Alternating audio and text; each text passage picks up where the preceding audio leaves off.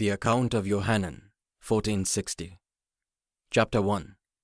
Alone with My Thoughts. High up in the Himalayas of Nepal, the whistling cries of the falcon proclaimed its dominion over the sky as it scanned the wilderness for food. The lands of Asia welcomed the heavens where the blend of delicate blues met the dappled greens of nature along the horizon.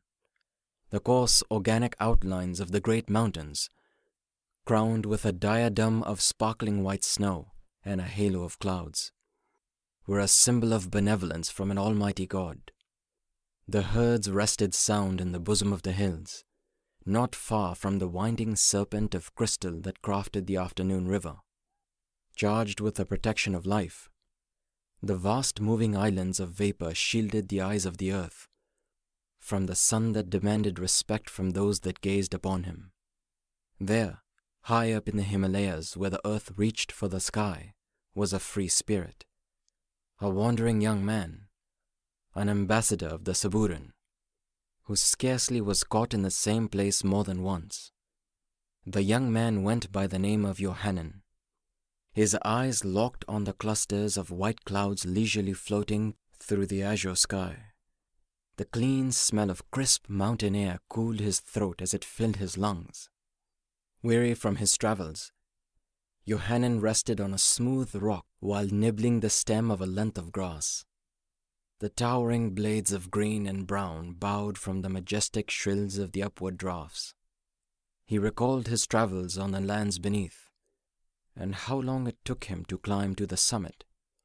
Places that took days to travel seemed only to be minutes away, when he gazed into the everlasting greens of the lands below. For hours, Yohanan had been fixed in a tranquil state of mind, but the sudden noises of bashing hooves from the mountain goats clapping against the rocks broke a spell of stillness over him.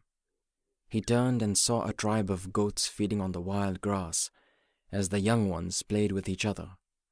The scene strummed on the strings of his memory, reminding him of all his childhood friends and all the loved ones and wonderful things he had left behind in his village.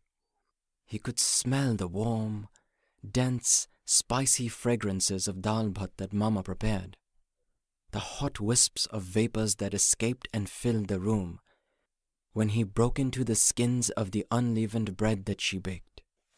Yohanan licked his lower lip. He could almost taste the memory. It had been a long time since he had tasted some good home cooking.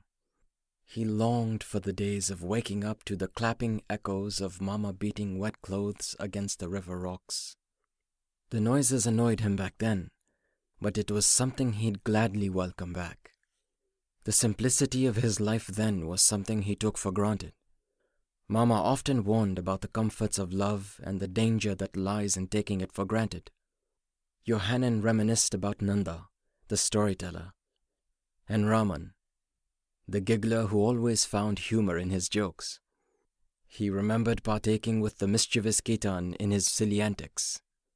Ketan was always getting up to no good. He was remarkably skilled at aggravating his elderly father. He recalled the time Ketan decided to hide his father's goats from him, and another scenario where he dyed his father's chickens bright blue with the dye his mother used for cooking.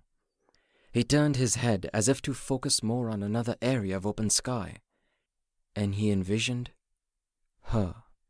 He breathed in as much air as he could. She was the reason he was out here, far away from home, traveling the wilderness night and day. She was the reason he met him, the Saburan. The vision was of a young, beautiful Asian woman sitting on a small wooden stool. His eyes opened wider with an expression of awe, and his heart raced. An upward gust of Himalayan glory covered him.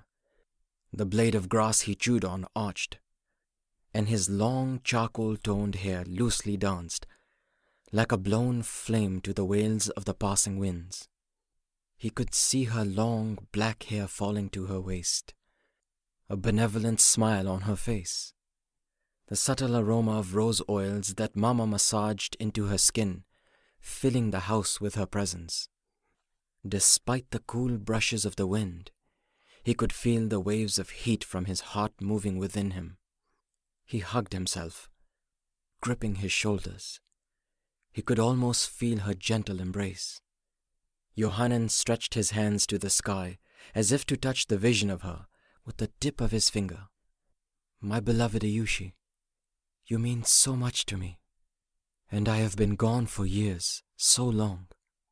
I wish my journey would come to an end, so I could be with you again." He closed his eyes and gently placed his hands over his heart. "When I return, your sight will be cured as he promised me, and we will get married as I have promised you since we were children playing by the riverside." Yohanan stared at the goats playing with each other so blissfully, enjoying a freedom he longed for. Even the wild animals are with their loved ones.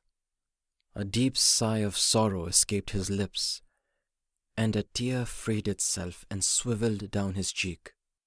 "I wonder what she's doing now.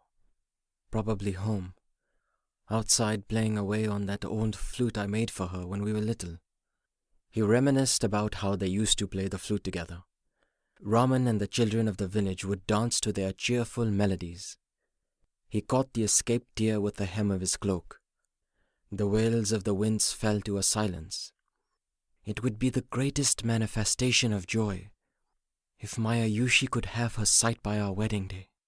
He remembered how he felt when he first met the Suburan, the excitement, the adventure, and the beginning of his greatest sorrow. "I remember the day I left home," he said just above a whisper.